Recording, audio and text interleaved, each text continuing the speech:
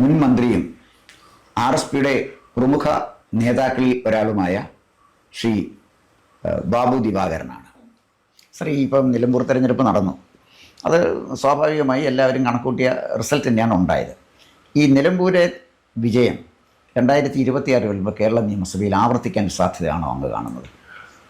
അതിന് രണ്ടൊന്നും ഈ വെറും ഈ BJP പൊളിറ്റിക്സിൻ്റെ മാത്രമല്ല, CPM ഇപ്പോൾ തുടരുന്ന ഈ ജനവിരുദ്ധ, അതും പിണറായിസം എന്നിപ്പോൾ എല്ലാവരും ഓരോ പേരിട്ട് വിളിക്കുന്ന അതൊരു യാഥാർത്ഥ്യമാണ്.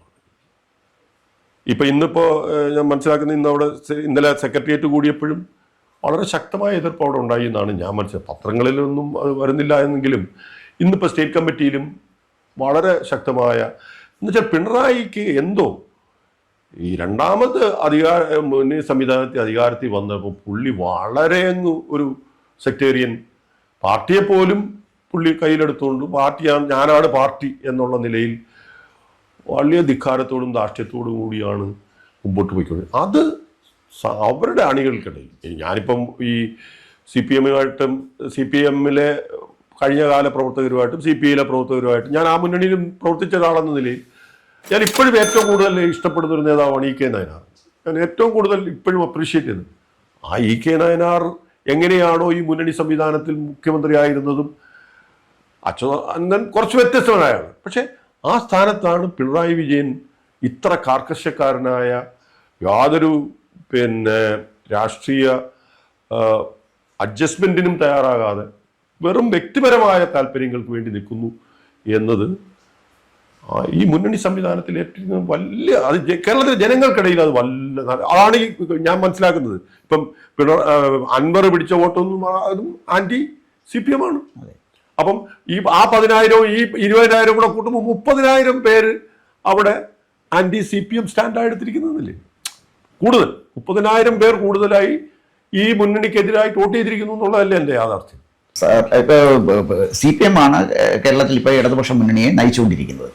അപ്പോൾ CPM-ന്റെ അങ്ങ് പറഞ്ഞതുപോലെ CPM-നകത്ത് ഒരുപാട് വൈരുദ്ധ്യങ്ങളുണ്ട്. മുഖ്യമന്ത്രിക്ക് എതിരായിട്ട് ഒരുപക്ഷെ നീക്കങ്ങളുണ്ടാകാം, അല്ലെങ്കിൽ അവർ തമ്മിലുള്ള പരസ്പരം ഗ്രൂപ്പിസങ്ങളും വഴക്കുകളും ഒക്കെ ഉണ്ടാകും.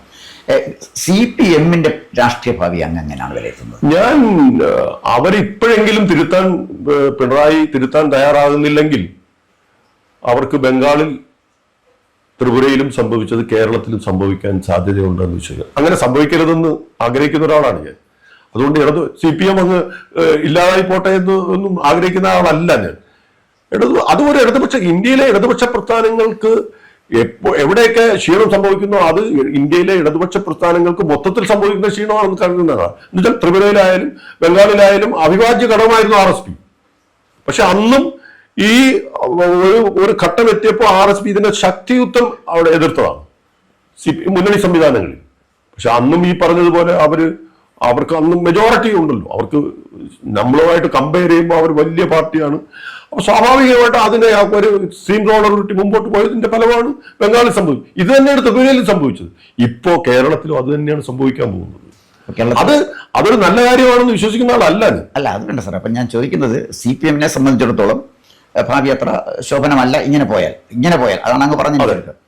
CPI-യെ സംബന്ധിച്ചിടത്തോളം CPI-യുടെ ഒരു പ്രോബ്ലം എന്താണെന്ന് ചോദിച്ചു കഴിഞ്ഞാൽ CPI ഏറ്റവും പ്രമുഖരായ കമ്മ്യൂണിസ്റ്റ് പാർട്ടി നേതാക്കന്മാരെ നയിച്ചിരുന്ന CPI-യെ അതിനകത്തുണ്ടാകുന്ന ഇപ്പോൾ ഏറ്റവും അടുത്ത സമയത്ത് തന്നെ ബിനോയ് വിശ്വത്തിനെതിരെ പാർട്ടിക്കാർ തന്നെ പറയുന്ന സംഭാഷണങ്ങളാണ് നമ്മൾ കേൾക്കുന്നത്. അപ്പോൾ ബിനോയ് വിശ്വത്തിന്റെ കയ്യിൽ CPI നിൽക്കും, അതിനെ നിയന്ത്രിച്ച് നന്നായിട്ട് മുന്നോട്ട് കൊണ്ടുപോകാൻ കഴിയുമെന്ന് അങ്ങ് പ്രതീക്ഷിക്കുന്നു. CPM-നേക്കാൾ കുറെ കൂടി ഈ ഒരു ഇന്റേണൽ പാർട്ടി ജനാധിപത്യവും മറ്റു കാര്യങ്ങളും കൂട്ടായ്മയും ഒരു കൂട്ടായ നേതൃത്വവും ഒക്കെ വച്ച് പുലർത്തുന്ന ഒരു പാർട്ടിയാണ് CPI. പക്ഷേ നിർഭാഗ്യവശാൽ അതിലെയും നേതാക്കന്മാരുടെ അതിന് പറ്റിയ നേതാക്കന്മാരുടെ എണ്ണം കുറഞ്ഞു വരുന്നു.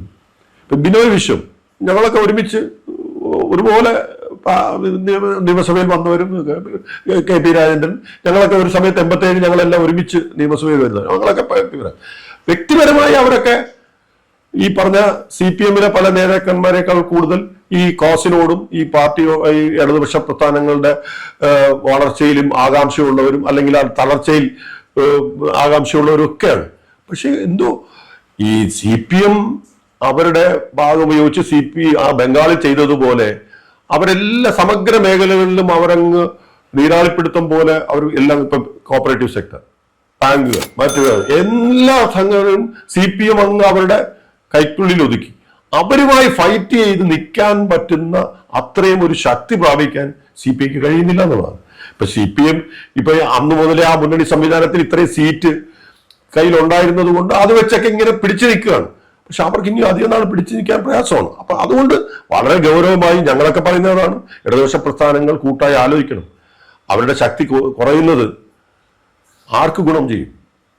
അൾട്ടിമേറ്റ് ഇതിന്റെ എല്ലാം ഗുണം പോകാൻ പോകുന്നത് മോഡിക്കും BJPക്കും. സർ, അത് എഗ്രി ചെയ്യുന്നു. ഇതവിടെ മറ്റൊരു കാര്യമുള്ളത്, കഴിഞ്ഞ ദിവസം പിന്നെ VD സതീശന് വളരെ കൗതുകകരമായ ഒരു സ്റ്റേറ്റ്മെന്റ് നടത്തി. UDFന്റെ ബഹുജന അടിത്തറ വർദ്ധിപ്പിക്കാൻ പോകുന്നു, വേറെ ചില കക്ഷികൾ ഇങ്ങോട്ട് വരുന്നു.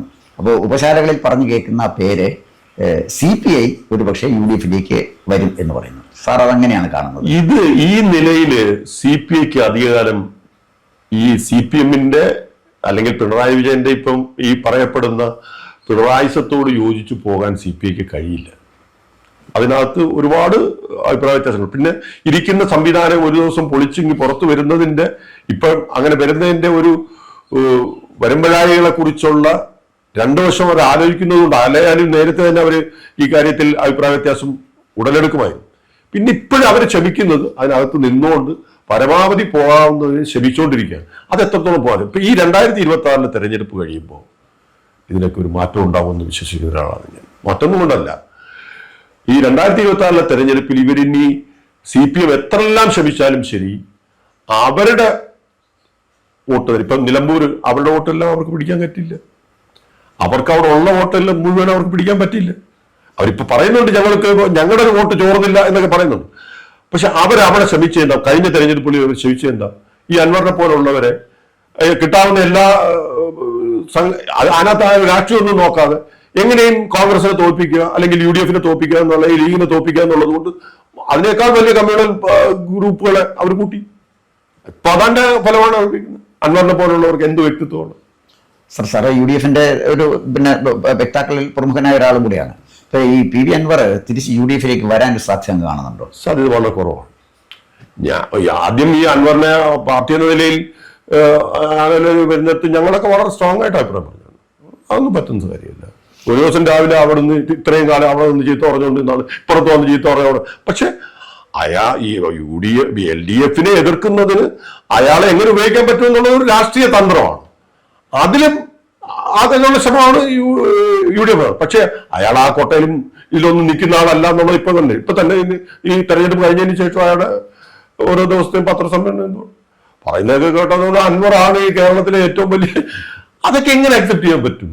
അയാളെ കുറിച്ച് ഇന്നലെ ഒരു ഇത് വന്നാൽ കണ്ടില്ലേ, മറുനാടലിലൊരു കണ്ടില്ലേ, നമ്മുടെ റീഗൽ ശ്രീധരൻമാരുടെ എസ്റ്റേറ്റ് 10-100 ഏക്കർ വരുന്ന എസ്റ്റേറ്റ് എങ്ങനെയാണ് ഇയാൾ പിടിച്ചു കഴിച്ച് ഇന്നലെ ഒരു നല്ല ഒരു വന്നിട്ടുണ്ട്. അതിന്റെ ഒക്കെ പിന്നെ അത് അവിടെ മറ്റേ ഇതെല്ലാം കെട്ടിപ്പൊക്കിയതും അയാൾ ഒരു ദിവസം രാവിലെ ഇമ്പോർട്ടോട്ട് വന്ന് ഇതെല്ലാം ഞാൻ മറ്റേ പറഞ്ഞാൽ അങ്ങനെയൊന്നും പറയാനും അന്ന് നമുക്ക് അക്സെപ്റ്റബിൾ അല്ല. അതായത് ഞാൻ നോക്കിയിട്ട് ഇപ്പൊ ലീഗിന് ഒരു പിന്നെ ഒരു സോഫ്റ്റ് കോർണർ അവർക്ക് ഉണ്ടാവുമെന്ന് പറയുന്നത് മലപ്പുറം ജില്ലയിലെ ഒരു കമ്മ്യൂണിറ്റിയുടെ അവിടെ എല്ലാം അവിടെ ഒരു കമ്മ്യൂണൽ പൊളിറ്റിക്സ് ആണല്ലോ ചെയ്തുകൊണ്ടിരിക്കുന്നത്. ഇപ്പം സ്വാഭാവികമായും അതിനകത്തുനിന്ന് കുറെ പേരെ ഇയാൾ ഇങ്ങനെ എന്തെങ്കിലും കുറച്ചുകൂടെ തീവ്രത പറഞ്ഞു ആന്റി BJP കുറെ കൂടെ തീവ്രമായ മത കാര്യങ്ങളൊക്കെ പറഞ്ഞ് ഇയാൾ കൂടെ നിർത്തിയിട്ടുണ്ടല്ലോ. അവരെ അങ്ങനെ കളയണ്ട. BJPക്കെതിരായി കിട്ടാവുന്ന ഓരോ വോട്ടും അല്ലെങ്കിൽ ഓരോ പ്രവർത്തകരെയും കൂട്ടുക എന്നുള്ളതാണ് ലീഗ് എടുക്കുന്ന ഒരു സമീപനം. അതിന് അവർക്ക് വേറെ ചില സമ്മർദ്ദങ്ങൾ അവർക്കുണ്ടാവും, മറ്റു ചില സമ്മർദ്ദങ്ങൾ അവർക്ക് ഉണ്ടാവുമായിരിക്കും. പക്ഷെ നമ്മളെ RSPയെ സംബന്ധിച്ചിടത്തോളം അതൊന്നും ഒരു കോൺഗ്രസ് ഓക്കെ. അത് മറ്റൊരു ചോദ്യം എനിക്ക് ചോദിക്കാനുള്ളത്, കോൺഗ്രസ് തന്നെ ഒരു വൈരുദ്ധ്യത്തിൽപ്പെട്ടിരിക്കുക. കാരണം എന്ന് വെച്ചാൽ ശശി തരൂര് മോദിയുടെ ക്ഷണം സ്വീകരിച്ച് അമേരിക്കയിലേക്ക് പോയി, റഷ്യയിലേക്ക് പോകുന്നു. അപ്പോൾ ശശി തരൂർ കൊണ്ടുവരുന്ന ഒരു പൊളിറ്റിക്സ് ഉണ്ട്. അദ്ദേഹത്തിൻ്റെ പൊളിറ്റിക്സ് വളരെ ക്ലിയറാണ്. എൻ്റെ മുന്നിലുള്ള ഏറ്റവും പ്രധാനപ്പെട്ട കാര്യം എൻ്റെ രാജ്യമാണ്, രണ്ടാമതാണ് പാർട്ടി വരുന്നത്. ഞാൻ മോദിയെ BJP നേതാവായിട്ടല്ല കാണുന്നത്, മറിച്ച് ഇന്ത്യയുടെ പ്രധാനമന്ത്രിയായിട്ടാണ്. ഇന്ത്യക്ക് ധീരനായ പ്രധാനമന്ത്രി വേണം. ഇത്തരത്തിലാണ് തരൂരിൻ്റെ ഒരു കാഴ്ചപ്പാട് വരുന്നത്. തരൂരിൻ്റെ ആ ഒരു നിലപാട്, അതായത് കൺട്രി ഫസ്റ്റ്, രാജ്യം ഒന്ന് എന്നുള്ള ആ നിലപാട് സ്വാഭാവികമായും കോൺഗ്രസിനകത്തും പ്രശ്നങ്ങൾ സൃഷ്ടിക്കില്ലേ? തീർച്ചയായിട്ടും ഇപ്പൊ തന്നെ കോൺഗ്രസിനകത്തൊരു pro Tharoor anti Tharoor discussion വളരെ ആക്റ്റീവ് ആയിട്ടുണ്ട്. പക്ഷെ ഞങ്ങളൊക്കെ പ്രത്യേകിച്ചും ഞങ്ങളൊക്കെ ഒരു ഇടതുപക്ഷ പാർട്ടി എന്ന് പറയുമ്പം പാർട്ടി ഫസ്റ്റ്, പിന്നെ ലീഡർ വരും. പാർട്ടി ഒരു തീരുമാനം എന്തെടുത്താലും അത് എനിക്ക് വ്യക്തിപരമായി എന്നോട് ചോദിക്കാൻ കഴിഞ്ഞില്ലേ ഞാൻ പോകും പാർട്ടി, അത്രേ ഉള്ളൂ. പക്ഷേ കോൺഗ്രസിൽ കുറെ കൂടെ വിശാലമായ ജനാധിപത്യ സംവിധാനങ്ങൾ ഉള്ളത് കൊണ്ടാണ് തരൂർ ഇപ്പോഴും പാർട്ടി നിൽക്കുന്നത്. അല്ലെങ്കിൽ തരൂർ ഇതിന് മുമ്പേ പോകുമായിരുന്നു. പിന്നെ ഇന്ത്യയിലെ ഇന്നത്തെ ഡെവലപ്പ് ചെയ്ത് വരുന്ന പൊളിറ്റിക്സിൽ ഇപ്പൊ കോൺഗ്രസിനകത്ത് അങ്ങനെ ഒരു ചെരിവ് ഉണ്ടാകുന്നത് പോലും ഇപ്പൊ കോൺഗ്രസിന് താങ്ങാൻ പറ്റുന്നതല്ല. എന്നുവെച്ചാൽ കിട്ടാവുന്ന പരമാവധി ശക്തി സമാഹരിക്കുമ്പോൾ ഒരു ചെറിയ ഭാഗം പോലും അതിൽ നിന്ന് പോവാന്ന് പറഞ്ഞാൽ അതുണ്ടാക്കാൻ പോകുന്ന ഇമ്പാക്ട് എന്താണെന്നുള്ളത് നമുക്ക് നേരത്തെ അസസ് ചെയ്യാൻ പറ്റില്ല. പക്ഷേ ഇന്ത്യൻ പൊളിറ്റിക്സിൽ നമ്മുടെ ഇവിടുത്തെ കേരളത്തിലെ പൊളിറ്റിക്സ് പോലെ അത്രയും വലിയ ഒരു ആശയഗതിയും ഇതുമൊക്കെ മുറുകെ പിടിക്കുന്നവരൊന്നും അല്ലല്ലോ വടക്കേ ഇന്ത്യൻ പൊളിറ്റിക്സ് എന്ന് പറയും. ഇന്ന് രാവിലെ അവർ പിറ്റേന്ന് രാവിലെ അപ്പുറത്ത് പോയി നിൽക്കുന്നവരൊന്നും ഒരു പടിയും ഉള്ളവരല്ല. അപ്പുറത്ത് ഇപ്പൊ ഇന്ന് BJP ആന്റി BJP പിറ്റേന്ന് രാവിലെ അപ്പുറത്ത് BJP എത്രയോ പേര് പോകുന്നു. അങ്ങനെ നോക്കും. പക്ഷെ ശശി തരൂരിനെ പോലുള്ളവർ, ഞാൻ ശശി തരൂരിന്റെ പിന്നെ ആ കാലഘട്ടത്തിൽ എടുത്ത നിലപാടുകളൊന്നും എനിക്ക് എതിർപ്പുള്ള ആളല്ല. ഈ രാജ്യത്തിന്റെ പ്രധാനമന്ത്രി ആവശ്യപ്പെടുക ഒരു MP എന്ന നിലയിൽ, അല്ലെങ്കിൽ ഈ രാജ്യം ഇങ്ങനെ ഒരു പ്രതിസന്ധി ഘട്ടത്തിൽ നിൽക്കുമ്പോൾ ഈ രാജ്യത്തിന് വേണ്ടി ഇങ്ങനെ ഒരു ദൗത്യം ഏറ്റെടുക്കണം എന്ന് പറഞ്ഞ് ഏറ്റെടുക്കാൻ മതിയോ? അങ്ങനെ എനിക്ക് എന്റെ പാർട്ടി എതിർക്കും എന്നുള്ളത് അതിനകത്തൊന്നും എനിക്ക് എതിർപ്പത്. കോൺഗ്രസ് അതിനോട് ചോദിച്ചല്ലോ അങ്ങനെ ഒരു ഇഷ്യൂ വരുമ്പോൾ. പക്ഷെ അതിനകത്ത് എന്റെ വ്യക്തിപരമായ അഭിപ്രായത്തിൽ കോൺഗ്രസ് കുറച്ചുകൂടെ തന്ത്രപരമായി കാര്യങ്ങൾ നീക്കണമായിരുന്നു. തന്ത്രപരമായി നീക്കണം വെച്ചാൽ ശശി തരൂരിനെ ആദ്യമേ തന്നെ അവരുടെ ലിസ്റ്റിലേക്ക് പെടുത്തിയാൽ എന്തായിരുന്നു? പിന്നെ അത് മാത്രമല്ല, ശശി തരൂരിനെ പോലെ ഒരു കോൺഗ്രസിന്റെ ഇത്രയും ഇപ്പൊ 3-4 ടേം മുതിർന്ന MP ആണ്, ഇത്രയും പിന്നെ പ്രാപ്തിയുള്ള ഇന്റർനാഷണൽ പൊളിറ്റിക്സിൽ ഇന്ത്യയിൽ ഇപ്പം കോൺഗ്രസിനകത്ത് ശശി തരൂരിനെ പോലെ അത്രയും ഒരു ഇന്റർനാഷണൽ പൊളിറ്റിക്സ് കൈകാര്യം ചെയ്യാൻ ആരുമില്ല. രാഹുൽ ഗാന്ധി നോക്കും, KC വേണുഗോപാൽ നോക്കും, ഖാർഗെ നോക്കും. സ്വാഭാവികമായിട്ടും കുറെ കൂടെ ഫലപ്രദമായി കോൺഗ്രസ് ഉപയോഗിക്കണമായിരുന്നു. പക്ഷെ എന്തായാലും അത് പറ്റിയില്ല. അവിടുന്ന് ഇപ്പൊ അവിടെ നിന്നൊക്കെ പോയി ആ സ്റ്റേജിൽ പോയി. ഇപ്പോഴും ശശി തരൂരും ഇന്നും ഇന്നലെയും ഞാൻ കേട്ട അവസാനം ഇന്ന് ട്രെയിനിൽ നിന്ന് കേട്ട പിന്നെ പുള്ളിയുടെ ഒരു ഇതും പറഞ്ഞ് ഞാൻ എങ്ങും പോകുന്നില്ല. പക്ഷേ അത് വേറൊരു ഇപ്പം ശശി തരൂരിനെ BJP അങ്ങ് എടുത്ത് ആ കോൺഗ്രസിനകത്ത് എന്തെല്ലാം പ്രോബ്ലംസ് അതിന് ഉണ്ടാക്കാൻ പറ്റും എന്നുള്ളത് വളരെ കണ്ണിങ് ആയിട്ട് BJP ഇപ്പൊ അത് പ്ലേ ചെയ്യാണ്.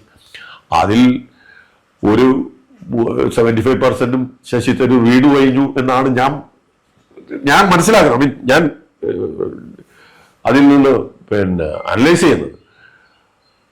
അങ്ങനെ വന്ന് പിന്നെ അതിനകത്തൊക്കെ നമുക്ക് ഈ ഒരു ഇന്റലക്ച്വൽ പൊളിറ്റിക്സിലല്ലേ ഈ ശശി തരൂരൊക്കെ നേതാവാകും. ശശി തരൂർ ഇപ്പൊ UP ബീഹാറിലോ പിന്നെ മഹാരാഷ്ട്രയിലോ എന്ന ശശി തരൂർ എന്ന് പറഞ്ഞാൽ ഊഹിച്ച് കേരളത്തിൽ അഫ്കോഴ്സ് അതും പൊളിറ്റിക്സ് വന്നു കഴിയുമ്പം ഈ പറയുന്നൊന്നും നിൽക്കില്ല. കേരളത്തിലായെങ്കിലും എത്ര സമർത്ഥനം എന്ന് പറഞ്ഞാലും ശരി, രാഷ്ട്രീയം വരുമ്പോൾ രാഷ്ട്രീയമാണ്. അതായിക്കോട്ടെ. അപ്പം നമ്മൾ പാർലമെന്ററി ജനാധിപത്യത്തിൽ വരുമ്പോഴേ ഒരു ഭാഗത്ത് പ്രധാനമന്ത്രിയാണെങ്കിൽ മറുഭാഗത്ത് പ്രതിപക്ഷ നേതാവാണ്.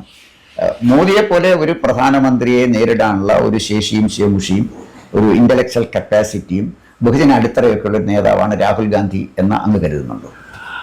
ഞാൻ അതിനകത്ത് ഇപ്പൊ ഒരു അഭിപ്രായം പറയുന്നത് അനുചിതമായിരിക്കുന്നതാണ്. അതുകൊണ്ടില്ല, ആ ഒരു സ്റ്റേച്ചറിലേക്ക് ഇനിയും രാഹുൽ ഗാന്ധി എത്തണം എന്ന് വിശ്വസിക്കുന്ന ഒരാള്. എന്നുവെച്ചാൽ രാഹുൽ ഗാന്ധി അത്ര ഒരു മോശം ലീഡറാണ് എന്ന് എനിക്ക് അഭിപ്രായമില്ല. എങ്കിലും ഇത്രയും എക്സ്പീരിയൻസ് ആയി കഴിഞ്ഞു. ഇപ്പൊ 4 ടേമായിട്ട് കോൺഗ്രസിന്റെ പാർലമെന്റിലെ ഏറ്റവും പ്രമുഖനായ നേതാവാണ്. ആ നിലയിലേക്ക് ഉയരാൻ ഇപ്പോഴും രാഹുൽ ഗാന്ധിക്ക് കഴിയുന്നില്ല എന്ന് ആണ് എന്റെ അഭിപ്രായം. വ്യക്തിപരമായ അഭിപ്രായമാണ്, പാർട്ടിയുടെ പോലെ. സാർ, അപ്പൊ അത് ഓക്കെ. ഇപ്പം 2026 ഒരു നിയമസഭയിലെ തെരഞ്ഞെടുപ്പിലേക്ക് വരുമ്പോൾ കോൺഗ്രസിന്റെ ഒരു മുഖ്യമന്ത്രി സ്ഥാനാർത്ഥിയെ ഉയർത്തി കാണിക്കേണ്ടത് അനിവാര്യമാണ്. ഒരു പക്ഷേ ജനങ്ങൾ ചോദിക്കും, നിങ്ങൾ ആരെയാണ് മുഖ്യമന്ത്രിയാക്കുന്നത്? അത് ഞങ്ങൾ തെരഞ്ഞെടുപ്പ് കഴിഞ്ഞ് പറയാം എന്ന് പറയുമ്പോൾ തന്നെ മുഖ്യമന്ത്രിയുടെ കാര്യത്തിൽ കോൺഗ്രസിനകത്തൊരു യോജിപ്പില്ല എന്ന അർത്ഥം വേണമെങ്കിൽ ജനങ്ങൾക്ക് ധരിക്കാം. ഒപ്പം മുഖ്യമന്ത്രി സ്ഥാനാർത്ഥിയായിട്ട് ഉയർത്തി കാണിച്ച് വോട്ട് പിടിക്കത്തക്ക വിധത്തിൽ കൊള്ളാവുന്ന ഒരു നേതാവ് ഞങ്ങളുടെ കൂട്ടത്തിൽ ഇല്ല എന്നും കോൺഗ്രസിന് പറയാം. അപ്പം ഇതേതായിരിക്കും ജനങ്ങൾ എടുക്കാൻ സാധ്യത? അല്ല, അതിനകത്ത് ഇപ്പൊ ഇപ്പൊ ഇതൊരു മുന്നണി സംവിധാനത്തിൽ 2026 തെരഞ്ഞെടുപ്പിൽ UDF കൂടുതൽ സീറ്റ് നേടുമെന്ന കാര്യത്തിൽ ഒരു തർക്കവും വേണ്ട. ഇപ്പോഴൊരു ഡെഫിനറ്റാണ്. അങ്ങനെ ഒരു സാഹചര്യത്തിൽ ഒരു തെരഞ്ഞെടുപ്പിലേക്ക് പോകുമ്പോൾ ഒരാളെ ഇങ്ങനെ മുഖ്യമന്ത്രിയാക്കി കാണിച്ചു വേറൊരാളെ മുഖ്യമന്ത്രി അല്ലാതാക്കി കാണിച്ചും തെരഞ്ഞെടുപ്പിൽ പോകുന്നത് ഒരു മുന്നണിക്കും അത്ര അഭികാമ്യമാണെന്ന് എനിക്ക് തോന്നുന്നില്ല. ഓക്കെ ഗിരീഷ്. അപ്പോൾ സാറേ, ഇപ്പോൾ നമ്മൾ RSPയിലാണല്ലോ തുടങ്ങിയത്. അപ്പോൾ RSP വരുമ്പോഴേ RSPയെ അടുത്ത വരുന്ന 26 തെരഞ്ഞെടുപ്പിലെ എത്ര സീറ്റുകൾ ആണ് നമ്മൾ പ്രതീക്ഷിക്കുന്നത്? ഞങ്ങൾ കഴിഞ്ഞ പ്രാവശ്യം 5 സീറ്റാണ് UDF എന്ന് വെച്ചാൽ ഇപ്പോഴും 5 സീറ്റ് ഞങ്ങൾക്ക് മത്സരിക്കാൻ കഴിയുമെന്നാണ് ഞങ്ങൾക്ക് തോന്നുന്നത്. പക്ഷെ അതിനകത്തുള്ള ഒരു ചെറിയ ഞങ്ങളുടെ പ്രോബ്ലം, അതിൽ 2 സീറ്റ് SC സീറ്റാണ്, ആറ്റിങ്ങലും കുന്നത്തും. അത് ഇത്തവണ ഞങ്ങൾക്ക് മാറ്റിത്തരണം എന്ന് ഞങ്ങൾ ആവശ്യപ്പെട്ടിട്ടുണ്ട്. ഞങ്ങളുടെ തീരുമാനം, ഞങ്ങളുടെ പാർട്ടി ആവശ്യപ്പെട്ട് ഞങ്ങൾക്ക് 5 സീറ്റിൽ 2 സീറ്റ് SC റിസർവേഷന്റെ 10%. ഇതിപ്പം 5ൽ 2 സീറ്റ് എന്ന് പറയുമ്പോൾ ഏകദേശം 30-40%. അത് ഞങ്ങളൊന്ന് മാറ്റിവെക്കാം. പിന്നെ ഞങ്ങൾ ഈ മത്സരിക്കുന്ന സീറ്റുകളിൽ തന്നെ ഇപ്പൊ ചവറ കഴിഞ്ഞ പ്രാവശ്യം കഷ്ടിച്ച് 2000 വോട്ടിനാണ്, കുന്നത്തൂരും അതുപോലെ. ആ 2 സീറ്റും ഞങ്ങൾക്ക് ജയിക്കാൻ നല്ല ചാൻസ് ഉള്ള സീറ്റുകൾ തന്നെയാണ്. പിന്നെ എരവിപുരം ഒരു പ്രത്യേക സംവിധാനത്തിലാണ്. കഴിഞ്ഞ പ്രാവശ്യമൊക്കെ വലിയ മാർജിനിലാണ് അവർ ജയിച്ചുകൊണ്ടിരിക്കുന്നത്. ആ മാർജിൻ കുറച്ചു കൊണ്ടുവന്ന് ജയിക്കണമെന്നുണ്ടെങ്കിൽ അതിന് പറ്റിയ സ്ഥാനാർത്ഥികൾ വേണം. അതിന് പറ്റിയ ആ കോൺസ്റ്റിറ്റ്യുവൻസിയുടെ പ്രത്യേകതകൾ കണക്കിലെടുത്തുകൊണ്ടുള്ള ഒരു മത്സരം വേണം. അതും ഞങ്ങൾ ഇപ്പോൾ ആലോചിക്കുന്നുണ്ട്. ഞങ്ങൾക്ക് ആ കോൺസ്റ്റിറ്റ്യുവൻസിയിൽ അങ്ങനെ ആ കോൺസ്റ്റിറ്റ്യുവൻസിയുടെ പ്രത്യേകതകളെല്ലാം കണക്കിലെടുത്തുകൊണ്ട് ഒരു സ്ഥാനാർത്ഥിയെ അതിനേക്കാൾ ഏതെങ്കിലും ഘടകകക്ഷിക്ക് ബെറ്റർ ഒരു സ്ഥാനാർത്ഥി നിർത്താൻ പറ്റുന്നെങ്കിൽ ഞങ്ങൾക്ക് മത്സരിക്കാൻ പറ്റുന്ന വേറൊരു സീറ്റ് തന്നാൽ അത് വിടാൻ ഞങ്ങൾ വേണം എന്നാണ് ഞങ്ങൾ ആലോചിക്കുന്നത്. എന്നുവെച്ചാൽ അതുകൊണ്ട് അത് വിട്ടുന്നല്ല, അത് അവിടെ കുറച്ചുകൂടെ ബെറ്റർ ആയിട്ട് ഒരു സ്ഥാനാർത്ഥി നിർത്തി മത്സരിപ്പിക്കാൻ പറ്റുന്ന വേറെ ഏതെങ്കിലും ഘടകകക്ഷികൾ ഉണ്ടെങ്കിൽ ആലോചിക്കണമെന്നുള്ളതാണ് ഞങ്ങളുടെ ഒരു. പക്ഷെ ഈ 5 സീറ്റും 5 സീറ്റ് ഞങ്ങൾക്ക് കിട്ടുമെന്നാണ് ഞങ്ങളുടെ പ്രതീക്ഷ. അത് മുന്നണി സംവിധാനത്തിൽ തന്നെ ഉള്ളതാണ്. പിന്നെ അതിൽ തന്നെ പിന്നെ മട്ടന്നൂർ, ഞങ്ങൾക്ക് അവിടെ ഒരു സേയും ഇല്ലാത്തൊരു സ്ഥലത്ത് ഞങ്ങൾ ചുമ്മാ പോയി അവിടെ മത്സരിച്ചിട്ട് എന്ത് കാര്യം? അത് ഞങ്ങളിപ്പോൾ ആലോചിക്കുന്നു. അവിടെ പോയി ചുമ്മാ ഇങ്ങനെ ഉള്ളൊരു സ്ഥാനാർത്ഥി മത്സരിപ്പിച്ചിട്ട് എന്ത് കാര്യം? പേരിന് വേണ്ടി അവിടെ തോക്കാൻ വേണ്ടി പോയി ഒരു മത്സരം. അതൊക്കെ ഞങ്ങളിപ്പോൾ കഴിഞ്ഞ ഒരു ദിവസം ഞങ്ങളുടെ പാർട്ടിയുടെ സെക്രട്ടേറിയറ്റ് പ്രത്യേകം ഈ കാര്യങ്ങളെക്കുറിച്ച് ആലോചിക്കുന്നതിന് വേണ്ടി ഒരു ദിവസം യോഗം ചേർന്ന് ഞങ്ങൾ ഇതിൻ്റെ എല്ലാ വശങ്ങളെക്കുറിച്ചും ആലോചിക്കാനും ഈ നിലമ്പൂർ തെരഞ്ഞെടുപ്പിന് ശേഷം UDFുമായി ഈ കാര്യങ്ങൾ കൂടുതൽ ചർച്ച ചെയ്യാനും തീരുമാനിച്ചു. അല്ല, അങ്ങനെ വളരെ പരിണതപ്രജ്ഞനായ ഒരു രാഷ്ട്രീയ നേതാവാണ്. തെരഞ്ഞെടുപ്പിന് മുമ്പ് ഐക്യ ജനാധിപത്യ മുന്നണിയിലെ അനൈക്യം ഉണ്ടാകരുത് എന്നാഗ്രഹിക്കുന്ന ആളാണ്. അതുകൊണ്ട് തന്നെ കോംപ്രമൈസിന് തയ്യാറാണ് എന്നങ്ങ് പറഞ്ഞു. ഇക്കാര്യത്തിൽ വിട്ടുവീഴ്ച ആകാം എന്ന് പറഞ്ഞു. അതൊക്കെ തീർച്ചയായിട്ടും താങ്കളെ പോലുള്ള വലിയ നേതാക്കന്മാർക്ക് വിട്ടുവീഴ്ച ചെയ്യാവുന്ന ഭാഗമാണ്.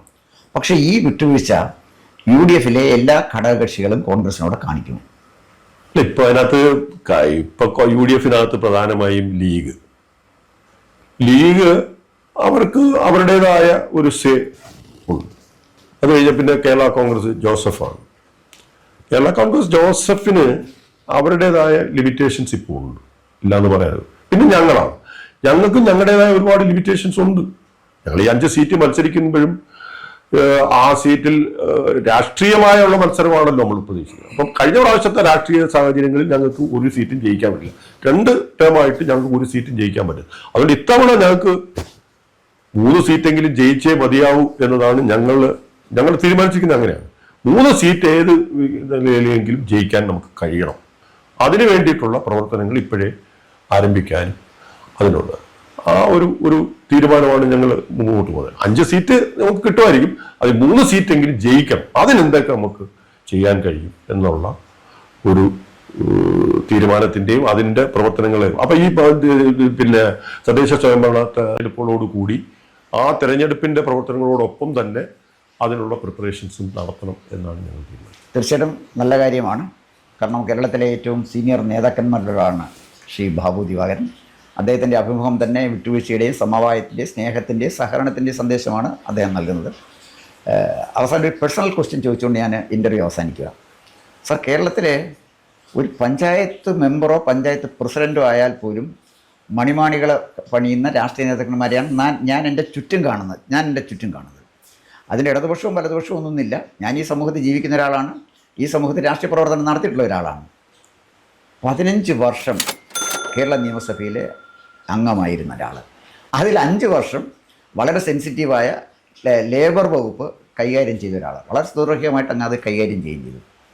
ഇപ്പോഴും വാടക വീട്ടിൽ താമസിക്കുന്നു എന്ന് പറഞ്ഞാൽ അങ്ങേപ്പോലുള്ള രാഷ്ട്രീയ നേതാക്കന്മാർക്ക് കേരളത്തിൽ വംശനാശം സംഭവിച്ചുകൊണ്ടിരിക്കുന്നു എന്നെനിക്ക് തോന്നുന്നു. എന്താണ് അങ്ങയുടെ ഒരു അഭിപ്രായം? അല്ല, ഞാൻ ഈ സത്യം പറഞ്ഞാൽ ഈ MLA ആയിരിക്കുമ്പോഴും പിന്നെ മന്ത്രി ആയിരിക്കുമ്പോഴും ഒക്കെ എൻ്റെ പേഴ്സണൽ കാര്യങ്ങളൊന്നും നോക്കാൻ എനിക്ക് സമയമില്ലാതെ ഞാൻ അങ്ങനെ ഒരു പേഴ്സണൽ കാര്യങ്ങളിൽ മാത്രം ശ്രദ്ധിക്കുന്ന ഒരാളുമായിരുന്നില്ല. പിന്നെ എന്തോ പല കാരണങ്ങൾ കൊണ്ട് എനിക്കൊരു വീടെന്നൊക്കെ പറഞ്ഞ ഇപ്പോഴത്തെ കാലത്ത് ഞാനൊരു ശ്രമം നടത്തിയതാണ്, പക്ഷെ അന്ന് നടന്നില്ല.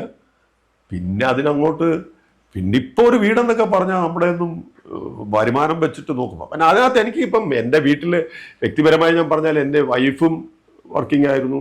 വൈഫിന് അത്യാവശ്യം നല്ല ശമ്പളമൊക്കെ കിട്ടുമായിരുന്നു. അതുകൊണ്ട് വീട്ടിലെ കാര്യങ്ങളൊക്കെ വൈഫ് അങ്ങ് നോക്കിക്കൊണ്ട് ഞാൻ എൻ്റെ കിട്ടുന്ന വരുമാനം എല്ലാം പാർട്ടിക്ക് വേണ്ടിയും ഇടയ്ക്ക് വെച്ചില്ല ഒരു ചേരിതിരിവൊക്കെ വന്ന് ഞാനും കൂടെ നേതൃത്വം കൊടുക്കുന്ന ഒരു ഗ്രൂപ്പ് തോന്നുന്നത് പറഞ്ഞ മുഴുവൻ ആ കാര്യങ്ങൾ എൻ്റെ എന്തെല്ലാം വരുമാനമുണ്ടോ അതെല്ലാം ഞാൻ ഈ പാർട്ടിക്ക് വേണ്ടി അങ്ങ് ചെലവഴിക്കാൻ. പിന്നെ അത് മാത്രമല്ല, ഞാൻ എൻ്റെ ആദ്യത്തെ 87 ഞാൻ മത്സരിക്കുമ്പോൾ ഈ അസറ്റ്സ് ആൻഡ് ലയബിലിറ്റി സ്റ്റേറ്റ്മെൻറ്റ് കൊടുക്കുന്നത്, അന്ന് എനിക്ക് കൊല്ലം പട്ടണത്തിൽ 1 ഏക്കർ 17 സെൻറ്റ് ഭൂമി ഉണ്ടായിരുന്നു.